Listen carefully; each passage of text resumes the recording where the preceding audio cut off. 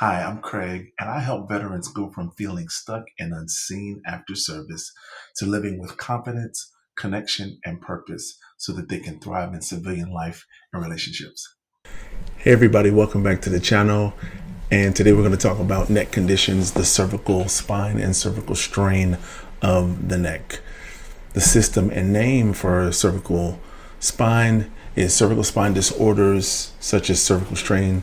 This is Diagnostic Code 5237, Cervicalgia, disc disease, herniated disc, degenerative disc disease, and related cervical spine conditions. This is why this matters for veterans. Whenever you've been in the military and you've done heavy lifting or repetitive motions, parachute landings, ruck marches, combat operations, and sustained service load, all of those things can accelerate cervical spine injury and degeneration.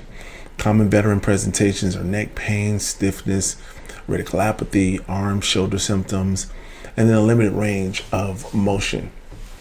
There can always also be flare-ups with activity of the neck area, and believe it or not, you could also experience sleep disturbance. So these are all the conditions that can come from cervical strain or cervical spine injuries. So how does the VA consider it on the scale? The evaluation is governed by the general rating formula for diseases and injuries of the spine. It's there in 38 CFR 4.718. We know we always talk about the 38 CFR, and that is the place where you're going to also find cervical strain injuries with regard to the neck. Remember, the neck is the cervix area. Key diagnostic codes are Diagnostic Code 5237. This is the lumbosacral cervical strain neck pain. And this is where veterans a lot of times get things mixed up. They don't understand the specific diagnostic codes and therefore may not be able to get the rating that they deserve for that particular condition, but be able to distinguish Diagnostic Code 5237 with Diagnostic Code 5235 to 5242, which is various cervical thoracolumbar spine conditions. Okay, make sure you don't mix those things up. The rating steps are based primarily on range of motion of the cervical spine, forward flexion, lateral flexion, rotation, and then combined range of motion over time. Alternatively, for intervertebral disc syndrome, IVDS, under Diagnostic Code 5243, this is rated by the number or duration of incapacitating episodes requiring prescribed bed rest. So you want to take note of all of those things when you're applying for a cervical spine claim. And additionally, how the VA considers it on the scale. There's a 10% rating for forward flexion, 30 degrees, but less than or equal to 45 degrees, or combined range of motion between 175 degrees and 340 degrees cervical. This if you could spin it all the way around. 20% rating for flexion, 15 less than or equal to 30 degrees, and then the combined range of motion is less than or equal to 170 degrees. Same thing with forward flexion. There's the degree markers for 30%. And if you'll notice, every time the percentage rate goes up, the forward flexion and the combined range of motion actually decreases, meaning the less movement you can do on your neck, the higher percentage you're going to get for those things. Okay? And then a 100% rating is unfavorable ankylosis of the entire spine, the cervical plus the thoracolumbar spine. And typically in those situations, there have been severe spinal cord injuries. And important notes, veterans may receive a separate rating for a neck or cervical condition and a separate rating for the back thoracolumbar region, but not multiple for the same anatomical section to avoid pyramiding. And we know what pyramiding is. That's rating multiple ratings for the same body part without there being a differential rating. Let's talk about some case law for neck and spine claims. The use of case law is crucial to ensure the adjudicators consider functional loss, pain, flare-ups, and not just static range of motion.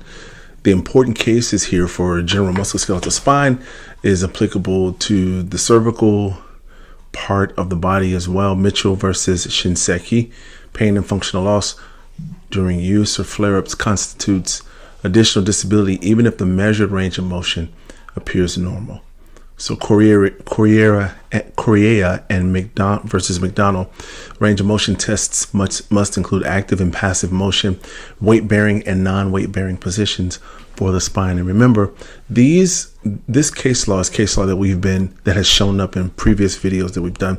Make sure that you incorporate properly that case law. As we often say, the specific cervical neck spine decision you use in a claim narrative has to be what you are experiencing as well.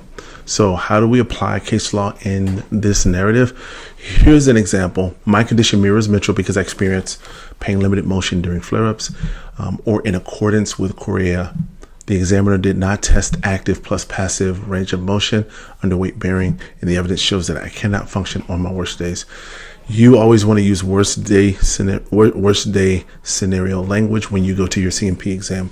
And when you cite case law, you have to talk about how your case law is similar to the other case law. It's what we've been saying for quite some time now. You can't just slap case law on your claim. You've got to be able to talk through how that particular case law applies to your specific claim. So we want to encourage veterans to reference functional loss, reduced endurance, muscle spasms, and guarding or flare-ups in your statements. When you do your statements, encourage those who write buddy and lay statements to do the same for you. Make sure they include functional loss, any kind of flare-ups, any pain, or any limited range of motion is good for writing personal lay or buddy statements. Make sure you do that. And if you have any questions concerning how to write those statements, we've done tons of videos about this very specific thing. Just go to the channel, Royal Rock Wellness, and there's plenty of information to get you your claim up and running and get you ready to go. So now we have to talk about evidentiary support for post-service claim. So just like most of what we have stated before, you're going to need x-rays, you're going to need an MRI. You're going to need a CT scan of cervical spine showing degeneration, herniation, spondylosis, disc narrowing, range of motion, measurements, documentation of cervical forward flexion, lateral flexion, rotation, include goniometer measurements, test active and passive, weight bearing versus non-weight bearing. All of these different tests are tests that show evidence of limited range of motion. You guys have to remember that everything that you provide is evidence for your claim. Don't think that any small detail just doesn't matter. When you stand before the VA, you're going to have every piece of evidence in your favor to make sure that they understand what type of condition you're experiencing. Flare-ups and functional loss documentation, physical therapy records, treatment notes, noting muscle spasms, guarding pain with movement, radiculopathy, restricted or daily occupational tasks. And remember, what we talked about guarding was you're guarding a certain body part, guarding a certain neck part whenever you go left or right, because that pain, you're guarding that pain or it being exposed to more pain. Lay and buddy statements, your coworkers, supervisors, family members describing how neck pain affects your ability to work, sleep, drive, lift, eat, do hygiene, turn your head, task-oriented, everything. You want to make sure you have that in it. As for part 2, we always talk about service nexus here, and you know what that is.